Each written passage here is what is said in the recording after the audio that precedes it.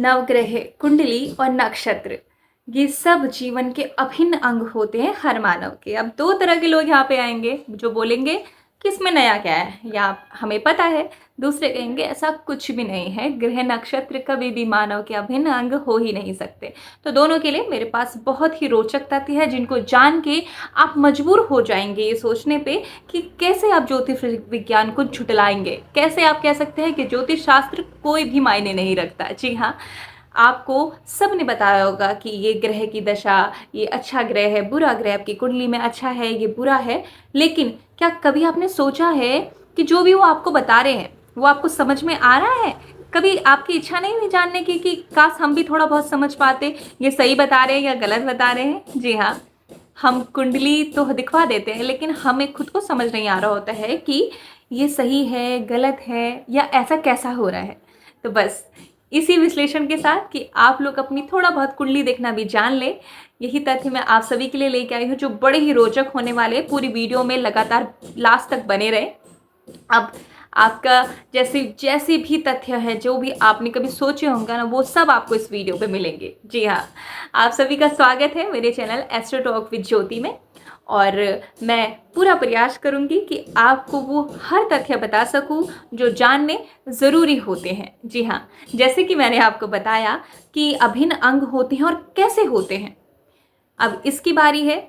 अब कई लोग बोलेंगे कि नहीं, ऐसा नहीं है, अपने कर्म कीजिए। बिल्कुल, कर्म के बिना कभी भी आपके अच्छे ग्रह स्थिति, बहुत अच्छे योग भी आपको राजा नहीं बना सकते, ये एक अटल सत्य है।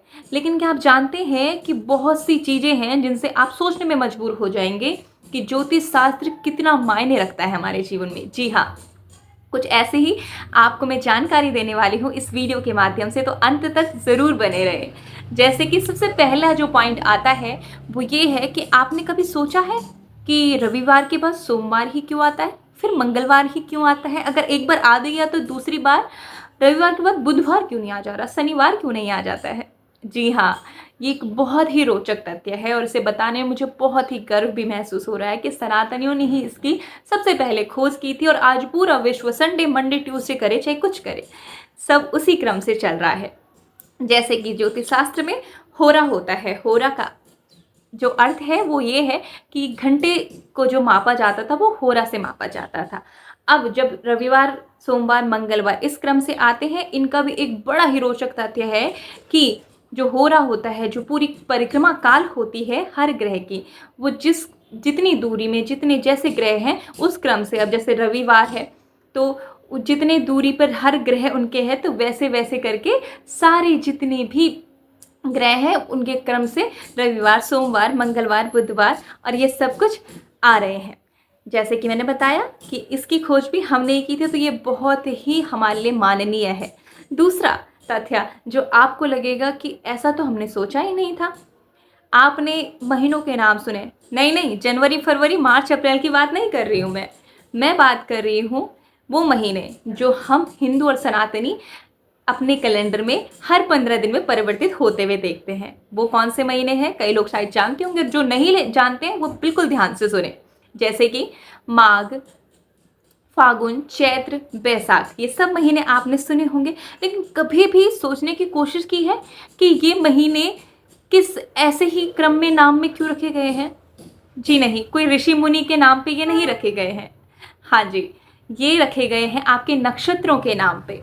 अब नक्षत्र कौन कौन से होते हैं? 27 नक्षत्र होते हैं जिनके नाम पे महीनों के नाम रखे गए हैं। अब जैसे मघा नक्षत्र था तो माघ का महीना रखा गया, चित्रा नक्षत्र था तो चैत्र रखा गया, पूर्वा भाद्रपद नक्षत्र था तो भाद्रपद पक्ष का नाम रखा गया।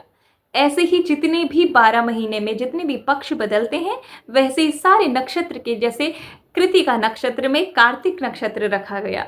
ये सारे जो नक्षत्र हैं इन्हीं के नाम पे हर महीने के नाम रखे गए। अब आप खुद सोचिए कि कैसे ज्योतिष के विज्ञान का महत्व नहीं है, कैसे उसका कोई अस्तित्व नहीं है। हर चीज़ जो रिलेटेड करती है हमारे महीने, हमारा सबसे महत्वपूर्ण जो मुझे लगता है कि हर दिन जो स्टार्ट होता है, महीना जो शुरू होता है, जब उनसे ही कनेक्ट हो गया है ज्योतिष शास्त्र, तो है ना ये बहुत ही रोचक तथ्य। अब आप कहेंगे कि नक्षत्र तो आपने बता दिए कि हर महीने के जितने भी 15 पक्ष होते हैं वो नक्षत्र के नाम है। अब नक्षत्र हैं क्या, ये भी आपके दिमाग में आएगा, क्योंकि आपको हर चीज़ पता होनी चाहिए। अब मैं अगर आपको नक्षत्र के बारे में बताऊं, तो जो नक्षत्र होते हैं वो, जैसे कि आप समझिए कि आपको किसी एक स्थान से दूसरे स्थान पे जाना है, तो पुराने समय पे इन सब चीज़ों के लिए कोई ऐसा तो कोई कैलकुलेटर नहीं था, कुछ ऐसी चीज़ें नहीं थी कि जिससे मापा जा सके या एक चिन्हित कर सके कि हाँ, यहाँ से यहाँ तक का समय ऐसा है। तो जो हमारे ऋषि मुनि थे, उन्होंने क्या किया, नक्षत्र नक्षत्र नाम दे दिया और नक्षत्रों के नाम दे दिए जो उस टाइम से चले आ रहे हैं। अब जैसे तारामंडल होता है, जो तारामंडल का समूह होता है उसे नक्षत्र कहा गया। बस इसी का जो दूरी थी उनको एक चिन्हित करने के लिए नक्षत्र बनाए गए और 27 नक्षत्रों के नाम रख दिए गए। जो नक्षत्र जैसे एक समय से दूसरे चरण, जैसे आपने बहुत सारे ज्योतिषों से सुना होगा कि हर नक्षत्र के 3-4 चरण होते हैं, तो हर चरण का मतलब एक समय होता है कि जो एक समय से चल रहा है। तो जब किसी भी मानव का जन्म होता है तो दूसरे, आपने सुना होगा कि द्वितीय चरण में इसका जन्म हुआ, तृतीय चरण में इसका जन्म हुआ है। तो ये दूरियां हैं जो नक्षत्रों के चरण दिखाती है और नक्षत्रों के नाम पे रखी गई। तो ये कुछ तथ्य हैं जो हमें पहले पता होना चाहिए, ये जानने से पहले कि शनि ग्रह के गुणधर्म क्या है, शनि ग्रह कैसे ग्रह हैं, ये क्या करते हैं, ये किस कर्म भाव में रहते हैं, ये किस चीज़ के लिए उत्तरदायी है। हमें पता होना चाहिए कि हमारी जो सबसे ज़्यादा मूल चीज़ें हैं, जो मूलभूत चीज़ें हैं, वो हमें ज्ञात हो। अब जैसे कि मैंने आपको बता दिया कि जैसे क्रमवार हो गया, महीनों के नाम हो गए, ये पूरा पूरा संबंध रखते हैं हमारे ज्योतिष शास्त्र से और हमारे पूरे पूरे जीवन से। तो जैसे मैंने आपको बता दिया, जैसे शुक्ल और कृष्ण पक्ष आता है, वो भी हमारे क्या हो गए कि आपने शायद गौर ना किया हो, लेकिन अब जरूर करना कि शुक्ल जो है वो उजियाले महीने को कहा जाता है, जो कृष्ण पक्ष है वो अंधियारे महीने को कहा जाता है। तो हर चीज़ अगर ये कहें कि कर्म, आध्यात्म, ज्योतिष शास्त्र, ये सब एक दूसरे से जुड़े हुए हैं। आप कभी नहीं कह सकते कि आध्यात्म ऐसा कहता है, आध्यात्म एक छोर पे दूसरे छोर पे ये एक दूसरे से मिलान करते हैं, तो आप नहीं कह सकते ये कुछ भी मिलान नहीं करता। या ज्योतिष शास्त्र में जितनी भी बातें बताई गई है उनका कोई भी अस्तित्व नहीं है।